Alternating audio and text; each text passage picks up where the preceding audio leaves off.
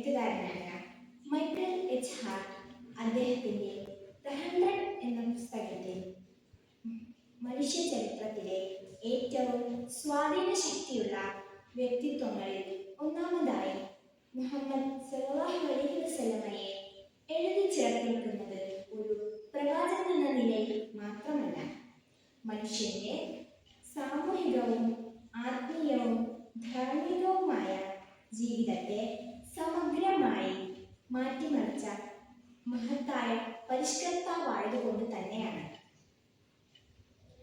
അതുല്യവും യാതൊരു ന്യൂനതകളുമില്ലാത്ത ജീവിത ദർശനങ്ങളാണ് പ്രവാചക ജീവിതത്തിന്റെ അന്തസത്ത.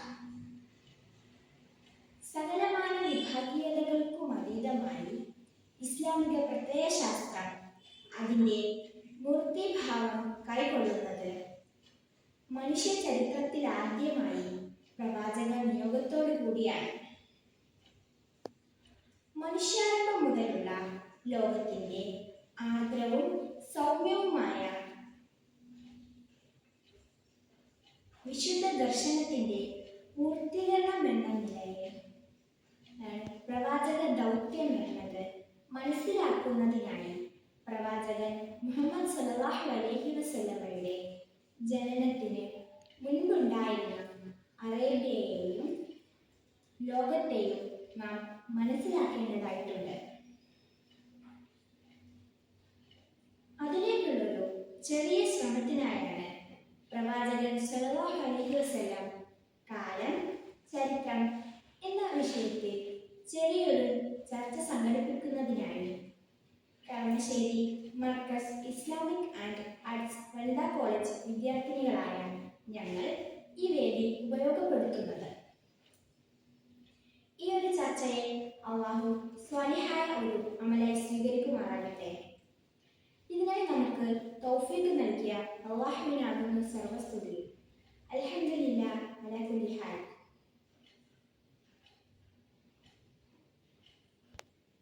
നമുക്ക് ചർച്ച ആരംഭിക്കാം, അല്ലേ?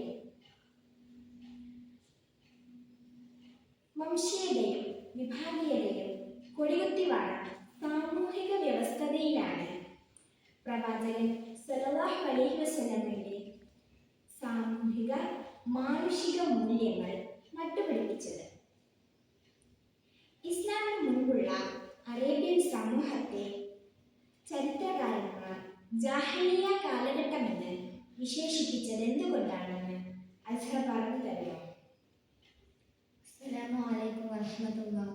ഞാൻ ഫാത്തിമ അസ്ഹർ സയ്യിദ് SU വിദ്യാർത്ഥിനിയാണ്. ജാഹിലിയ്യ കാലഘട്ടം എന്നാണ് അക്കാലത്തെ വിശേഷിപ്പിച്ചിരിക്കുന്നത്. അറിവില്ലായ്മ എന്നതിലുപരി സത്യദർശനത്തിൽ നിന്നും ദൈവിക മാർഗനിർദ്ദേശത്തിൽ നിന്നും അകന്നിരുന്ന ഒരു സാമൂഹിക ധാർമ്മിക അവസ്ഥയാണ് സൂചിപ്പിക്കുന്നത്. ജാഹിലിയ്യ കാലഘട്ടത്തിൽ അള്ളാഹുവിനെ ആരാധിക്കുന്നതിന് പകരം നിരവധി വിഗ്രഹങ്ങളെയും ദൈവതകളെയും ആരാധിക്കുന്നത് പ്രവണത വ്യാപകമായിരുന്നു. മദ്യം വെച്ചും ചൂതാട്ടിയും വ്യഭിചരിച്ചും സമ്പത്ത് നഷ്ടപ്പെടുത്തുകയും നിരന്തര കുടുംബ പ്രശ്നങ്ങൾ ഉണ്ടാക്കുകയും ചെയ്യുന്ന ഒരു ജനത. ഗോത്രബന്ധങ്ങൾക്ക് വലിയ പ്രാധാന്യമുള്ളത് കൊണ്ട് തന്നെ ഗോത്രങ്ങൾ തമ്മിലുള്ള സംഘർഷങ്ങളും പ്രതികരണങ്ങളും വർഷങ്ങളോളമായുള്ള യുദ്ധത്തിന് കാരണമായി.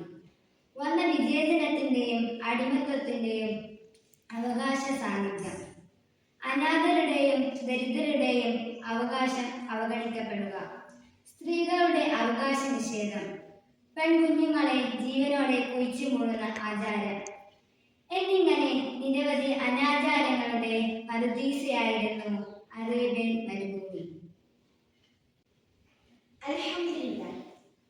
അസ്ഹർ സൂചിപ്പിച്ചതുപോലെ നിരവധി വർണ്ണവിവേചനങ്ങൾ നിലനിന്നിരുന്ന നാടായിരുന്നല്ലോ അറേബ്യ. ഇത്തരത്തിലുള്ളൊരു വിവേചനത്തിന് കാരണമുണ്ടായിരിക്കാം. പ്രവാചക നിയോഗം ഇത് തുടച്ചു നീക്കുന്നതിന് വഴിയൊരുക്കിയോ എന്ന ചോദ്യം ഹിബയോടാണ്. അസ്സലാമു അലൈക്കും വറഹ്മത്തുള്ളാഹി. ഞാൻ ഹിബ ഫാത്തിമ S1 വിദ്യാർത്ഥിനിയാണ്. ഈ ഒരു ചോദ്യത്തിന് ഉത്തരം കണ്ടെത്തണമെങ്കിൽ അക്കാലത്തെ വിശ്വാസങ്ങളിലേക്ക് ഒരു തിരിഞ്ഞുനോട്ടം അത്യാവശ്യമാണ്. സ്വർഗത്തിൽ നിന്ന് വരുമ്പോൾ മഞ്ഞുകണം പോലെ സന്നിധ സുന്ദരമായിരുന്നു ഹജറുൽ അസ്വദ് എന്നായിരുന്നു അന്നത്തെ വിശ്വാസം. പിന്നീടത് മനുഷ്യന്റെ പാപക്കറയേറ്റ് കറുത്തിരുണ്ടുപോയി എന്നും അവർ വിശ്വസിച്ചിരുന്നു. കറുപ്പ് പാപക്കറയുടെ പ്രതീകമായി സങ്കല്പിക്കപ്പെട്ടു, അധമത്വത്തിന്റെ ചിഹ്നമായി. കറുപ്പിനെ വർഗീകരിക്കുന്ന ആ അധമത്വ ചിന്തയിൽ നിന്നുമാണ് അന്നവിടെ ബിലാലുമാരും അമ്മാറുമാരും ഒക്കെ ഉണ്ടായത്. വർഗീകരണത്തിന്റെ ആ സാമൂഹ്യ വ്യവസ്ഥിതിയായിരുന്നു പ്രവാചകൻ പൊളിച്ചെഴുതാൻ ശ്രമിച്ചത്. ഭൂവാനങ്ങളുടെ സൃഷ്ടിപ്പും നിങ്ങളും ഭാഷാവർണ്ണ വിദ്യകളുമൊക്കെ അള്ളാഹുവിന്റെ സൃഷ്ടികളിൽ പെട്ടതാണ് എന്ന ഖുർആന്റെ മഹിത സന്ദേശത്തിന് ഉയിര് നൽകുകയായിരുന്നു പ്രവാചകൻ സ്വല്ലല്ലാഹു അലൈഹി വസല്ലം. അൽഹംദുലില്ലാ. അറേബ്യയിൽ മാത്രമല്ല ലോകമൊട്ടാകെയുമുള്ള സ്ത്രീകളുടെ വിമോചകനായാണ് പ്രവാചകൻ സ്വല്ലല്ലാഹു അലൈഹി വസല്ലം ഭൂജാതനായത് എന്ന പ്രസ്താവനയിലുള്ള ഔചിത്യം ശംഖ ഒന്ന് വ്യക്തമാക്കുമോ? അസ്സലാമു അലൈക്കും. ഞാൻ ശംഖ S2 വിദ്യാർത്ഥിനിയാണ്. അക്കാലത്തെ സാമ്രാജ്യ ശക്തികളായ റോമും പേർഷ്യയും പോലും സ്ത്രീകളെ ചവിട്ടുമരിച്ചപ്പോൾ സ്ത്രീയെ സംരക്ഷിക്കുന്ന മുദ്രാവാക്യമാണ് അന്ത്യദൂതൻ മുഹമ്മദ് മുസ്തഫ സല്ലല്ലാഹു അലൈഹി വസല്ലം ലോകത്തിന് മുമ്പിൽ സമർപ്പിച്ചത്. സ്ത്രീകളെ വെറും ഉപയോഗ വസ്തുവായി വരുത്തി തീർത്ത വർഗത്തിൻ്റെ കിടപ്പറ അലങ്കരിക്കാൻ മാത്രം വിധേയപ്പെട്ടവർ, ഭർത്താവിൻ്റെ ചിതയിൽ ചാടി മരിക്കാൻ വിധിക്കപ്പെട്ടവർ, സ്വത്തവകാശമോ ജീവിക്കാനുള്ള അവകാശമോ ലഭിക്കാത്തവർ, അതായിരുന്നു ലോകമെമ്പാടുമുള്ള സ്ത്രീകളുടെ അവസ്ഥ. എന്നാൽ അന്ത്യപ്രവാചകൻ മുഹമ്മദ് മുസ്തഫ സല്ലല്ലാഹു അലൈഹി വസല്ലം കടന്നു വന്നതിന് ശേഷം സ്ത്രീകൾക്ക് എല്ലാ അവകാശങ്ങളും വകവെച്ചു നൽകി. ഇസ്ലാം വിധവകൾക്ക് എല്ലാവിധ സംരക്ഷണവും പരിഗണനയും ആദരവും നൽകി. വിധവാ വിവാഹം പ്രോത്സാഹിപ്പിച്ചു. അന്ത്യപ്രവാചകൻ മുഹമ്മദ് മുസ്തഫ സല്ലല്ലാഹു അലൈഹി വസല്ലം വിവാഹം കഴിച്ച ഭൂരിഭാഗം സ്ത്രീകളും വിധവകളിൽ പെട്ടവരായിരുന്നു.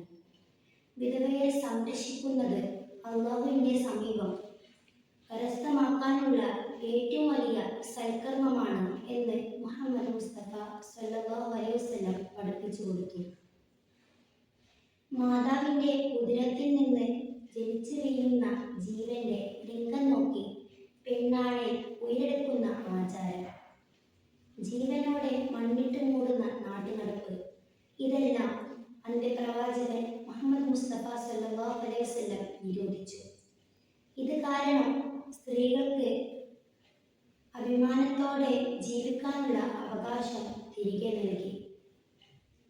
മാതാപിതാക്കളുടെ സ്വത്തിൽ പുത്രിമാർക്കും അവകാശമുണ്ടെന്ന പ്രവാചക പ്രഖ്യാപനം മറ്റു മതങ്ങളിലൊന്നും സ്ത്രീകൾക്ക് അനുമതി കൊടുക്കാത്തതായിരുന്നു.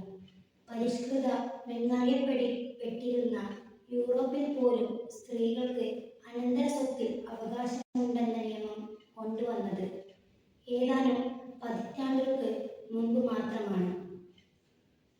സ്ത്രീകൾക്ക് അന്ത്യപ്രവാചകൻ മുഹമ്മദ് മുസ്തഫ സല്ലല്ലാഹു അലൈഹി വസല്ലം വിവാഹത്തിന് ഇണയെ തിരഞ്ഞെടുക്കാനും വിവാഹ മൂല്യത്തിനും അവകാശം കൽപ്പിച്ചു നൽകി. ഭർത്താവിനോടൊപ്പം ജീവിക്കാൻ പറ്റാത്ത സാഹചര്യത്തിൽ വിവാഹമോചനം നേടുന്നതിനായി സ്ത്രീകൾക്ക് ഫസ്ഖ് എന്നീ 2 മാർഗങ്ങൾ സ്വീകരിക്കാമെന്നും നബി മുഹമ്മദ് മുസ്തഫ സല്ലല്ലാഹു അലൈഹി വസല്ലം പഠിപ്പിച്ചു കൊടുത്തു. എന്നാൽ 7-ാം നൂറ്റാണ്ടിൽ നബി മുഹമ്മദ് മുസ്തഫ സല്ലല്ലാഹു അലൈഹി വസല്ലം എല്ലാ അവകാശങ്ങളും സ്ത്രീകൾക്ക് വകവെച്ചു കൊടുത്തപ്പോൾ യൂറോപ്പിലെ സ്ത്രീ മനുഷ്യവർഗത്തിൽ പെട്ടതാണോ എന്നായിരുന്നു ചർച്ച. സ്ത്രീയുടെ ഉള്ളിലുള്ളത് പിശാചിന്റെ ആത്മാവാണെന്നായിരുന്നു ചർച്ചയിൽ വിധിച്ചത്. ഈ വേളയിലാണ് നബി മുഹമ്മദ് മുസ്തഫ സല്ലല്ലാഹു അലൈഹി വസല്ലം ഒരാളോട് നീ വ്യഭിചരിക്കുന്നത് ഒരാളുടെ ഉമ്മയായിരിക്കാം, ഒരാളുടെ സഹോദരിയായിരിക്കാം, ഒരാളുടെ ഭാര്യയായിരിക്കാം, ഒരാളുടെ മകളായിരിക്കാം എന്ന പ്രവാചക ഉപദേശം പ്രസക്തമാക്കുന്നത്. അൽഹംദുലില്ലാ. അടുത്ത ചോദ്യവും ഹിബയോട് തന്നെയാണ്. അതുല്യമായ സ്വഭാവ മൂല്യങ്ങളുടെ പൂർത്തീകരണം എന്ന നിലയിൽ മാത്രമാണ് താൻ നിയോഗിക്കപ്പെട്ടതെന്ന് പ്രവാചകൻ സല്ലല്ലാഹു അലൈഹി വസല്ലം തന്നെ പറഞ്ഞിട്ടുണ്ട്. നബി സല്ലല്ലാഹു അലൈഹി വസല്ലം ജനിക്കുന്നതിന് മുൻപുള്ള അറേബ്യൻ കാലഘട്ടത്തെ മാനവിക ചരിത്രത്തിലും നാഗരിക വിശകലനങ്ങളിലും ഇരുണ്ട യുഗം എന്നാണ് വിശേഷിപ്പിക്കുന്നത്. നബി സല്ലല്ലാഹു അലൈഹി വസല്ലമയുടെ ജനനത്തിലൂടെ ലോകത്ത് വരുത്തിയ മാറ്റങ്ങളെ ചെറുതായി വിശദീകരിക്കാമോ? AD 6-ാം നൂറ്റാണ്ടിലാണ് പ്രവാചകൻ സല്ലല്ലാഹു അലൈഹി വസല്ലമയുടെ നിയോഗമുണ്ടാകുന്നത്. അതും അറേബ്യൻ സൈക്കത്ത ഭൂമിയിൽ. 6-ാം നൂറ്റാണ്ടിന്റെ അറേബ്യ മനുഷ്യ ചരിത്രത്തിലെ ഏറ്റവും അധമ പ്രദേശമായിരുന്നു. പെണ്ണ്, കള്ള്, യുദ്ധം എന്നിവയൊക്കെയായിരുന്നു അറബികളുടെ മുഖ്യ വിനോദം. അതുവരെയുള്ള ചരിത്രത്തിലൊന്നും അറേബ്യ കാര്യമായി അടയാളപ്പെട്ടിട്ടേയില്ല. ക്രിസ്തുവിന് മുമ്പുള്ള നൂറ്റാണ്ടുകളിൽ മനുഷ്യ ചരിത്രത്തിൽ നിറഞ്ഞു നിന്നിരുന്നവരായിരുന്നു ഗ്രീക്കുകാർ, പേർഷ്യക്കാർ, റോമുകാർ എന്നിവരൊക്കെ. ഇവരൊക്കെ അവരുടെ കാലത്തെ കേന്ദ്രങ്ങളിൽ അധികാരം ചെലുത്തിയവരുമായിരുന്നു. എന്നാൽ ഇവിടെയൊന്നും നമുക്ക് പ്രാചീന അറബികളെ കണ്ടെത്താൻ അധികമൊന്നും കഴിയില്ല. കാരണം മരുഭൂമിവാസികൾ എന്ന നിലയിൽ അറബികൾ തികച്ചും പാർശ്വവൽക്കരിക്കപ്പെട്ടവരായിരുന്നു. ഇവരിലേക്കാണ് നബി സല്ലല്ലാഹു അലൈഹി വസല്ലമയെ നിയോഗിക്കപ്പെട്ടത്. അൽഹംദുലില്ലാഹ്. ചുരുക്കം പറഞ്ഞാൽ പ്രവാചകൻ മുഹമ്മദ് സല്ലല്ലാഹു അലൈഹി വസല്ലമയുടെ ജനന സമയത്തുണ്ടായിരുന്ന കാലം രാഷ്ട്രീയമായും സാമൂഹികമായും സാംസ്കാരികമായും മതപരമായും വലിയ മാറ്റങ്ങൾ ആവശ്യമുണ്ടായിരുന്ന ഒരു കാലഘട്ടമായിരുന്നു.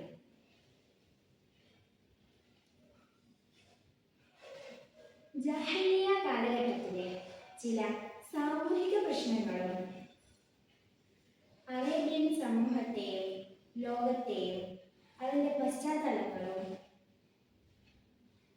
അറേബ്യയിൽ ഇസ്ലാം അതിൻ്റെ പൂർണ്ണതയിൽ വന്നപ്പോഴുണ്ടായ മാറ്റങ്ങളും നാം ഇവിടെ ചർച്ച ചെയ്തു. അതിനാൽ മുഹമ്മദ് സല്ലല്ലാഹു അലൈഹി വസല്ലമയുടെ ജനനം ഒരു സാധാരണ വ്യക്തിയുടെ ജനനമല്ലായിരുന്നു. മനുഷ്യ ചരിത്രത്തിലെ ഒരു പുതിയ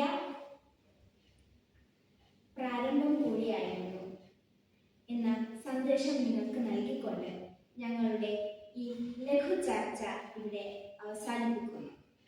പരിശുദ്ധമായ ഈ റബീഉൽ അവ്വൽ മാസത്തിൽ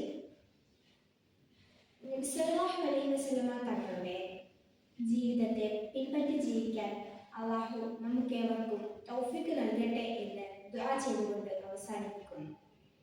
വആഖിറു ദഅവാന അനിൽ ഹംദുലില്ലാഹി റബ്ബിൽ ആലമീൻ. അസ്സലാമു അലൈക്കും വറഹ്മത്തുള്ളാഹി തആല വബറകാതുഹു.